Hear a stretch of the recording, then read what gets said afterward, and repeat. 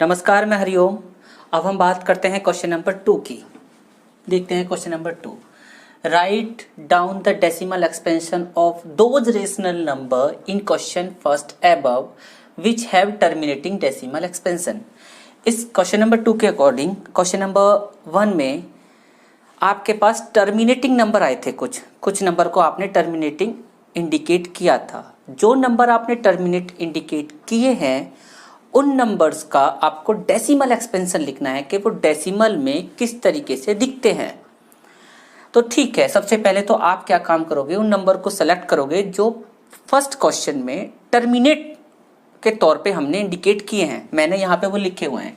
First part terminate था। Terminate क्यों था? क्योंकि 13/3125 लिखा हुआ था। जब मैंने इसके फैक्टर किए तो सिर्फ 5 फैक्टर मुझे सिर्फ 5 के रूप में मिले। तो हमने आपको बताया हुआ है कि अगर फैक्टर में सिर्फ 5 हो या सिर्फ 2 हो या 5 और 2 दोनों हो तो भी, लेकिन सिर्फ 5 और 2 होने चाहिए तो वो टर्मिनेट होगा। तो ये टर्मिनेट था। अब इसका हमें डेसिमल एक्सपेंशन लिखना है। आपको यहाँ पे ये दिख रहा होगा। आप एक बात बताइए, ये हमारे पास 5 है। कितने 5 है? 1 2 3 4 5 5 ही 5 हैं। अगर मैं हर एक 5 के साथ, इस 5 के साथ 2 की मल्टीप्लाई कर दूं, इस 5 के साथ 2 की मल्टीप्लाई कर दूं, हर 5 के साथ 2 की मल्टीप्लाई कर दूं, तो क्या ये 10 नहीं हो जाएगा? 5 2 जा 10, 5 2 जा 10। तो 2 की मल्टीप्लाई मैं कैसे कर सकता हूं? हमने ये सीखा है, किसी की भी मल्टीप्लाई अगर हम नीचे करते हैं किसी भी फ्रैक्शन में, डिनोमिनेटर में जिस चीज की मल्टीप्लाई करते हैं उसी चीज की मल्टीप्लाई हमें ऊपर भी करनी होती है। वही मैंने किया। मैंने 5 बार 2 की मल्टीप्लाई की। 2 मल्टीप्लाई 2 मल्टीप्लाई 2 मल्टीप्लाई 2 मल्टीप्लाई 2, और जितनी बार नीचे मैंने मल्टीप्लाई किया है उतनी ही बार मैंने ऊपर भी मल्टीप्लाई किया। तो ऐसा करने से क्या हुआ, मेरे को ये 10 के 5 पेयर बने। 1 2 3 4 5।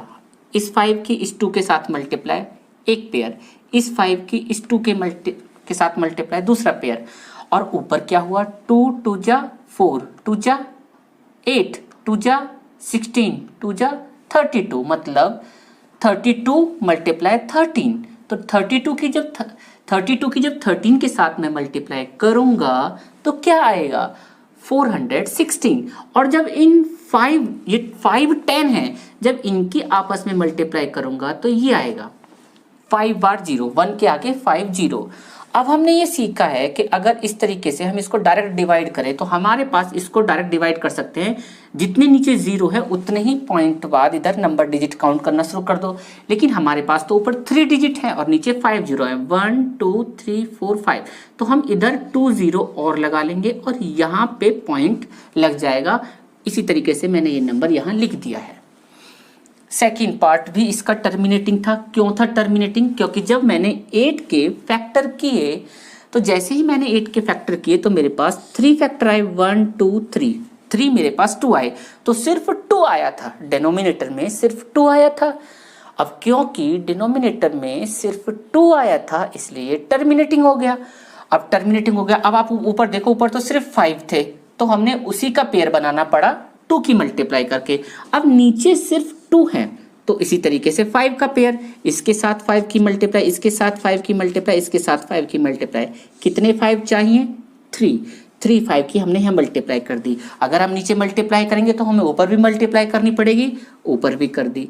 तो ये हमने इस तरीके से एडजस्ट कर दिया और इस तरह से हमारे क्वेश्चन आसान बन जाता है। तो 10 के कितने पेयर बनेंगे? 1 2 3 5 5 जा 25, 5 जा 125। तो 17 की मल्टीप्लाई 125 से हो जाएगी। जब हम 17 की 125 से मल्टीप्लाई करते हैं तो क्या आता है? 2125। और जब 10 की 3 बार आपस में मल्टीप्लाई करते हैं तो क्या आता है? 1000। अब यहाँ कितनी जीरो है? 1 2 3। ऊपर भी 1 2 3 डिजिट काउंट करके यहाँ पे आप पॉइंट लगा दो। वही मैंने यहाँ कर दिया। अब चलते हैं नेक्स्ट पार्ट पे। अगला हमारा थर्ड पार्ट टर्मिनेटिंग नहीं था, फोर्थ पार्ट टर्मिनेटिंग था। क्यों था टर्मिनेटिंग? क्योंकि जैसे ही हमने इसके फैक्टर किए तो हमारे पास ये फैक्टर आए थे यहाँ तक। ये हमारे पास 6 बार तो 2 आया था और 2 बार 5 आया था।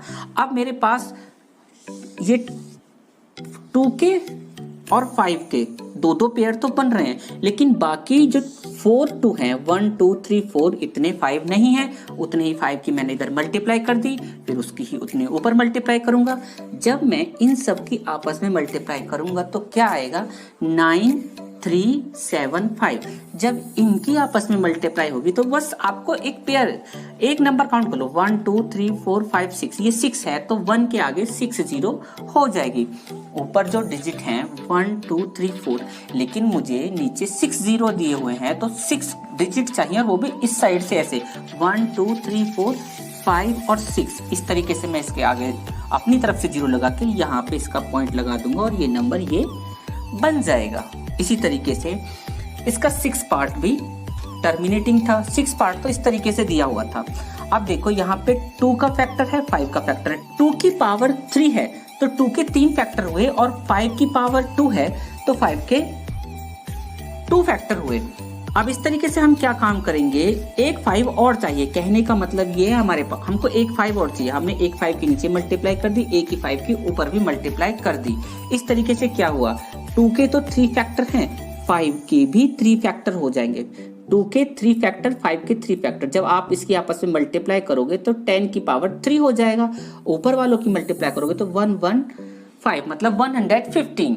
अब आप 10 की पावर 3 को क्या लिखते हैं 1000। यहाँ पे 3 डिजिट है, नीचे भी 3 0 है, पॉइंट लगाओ, काम खत्म।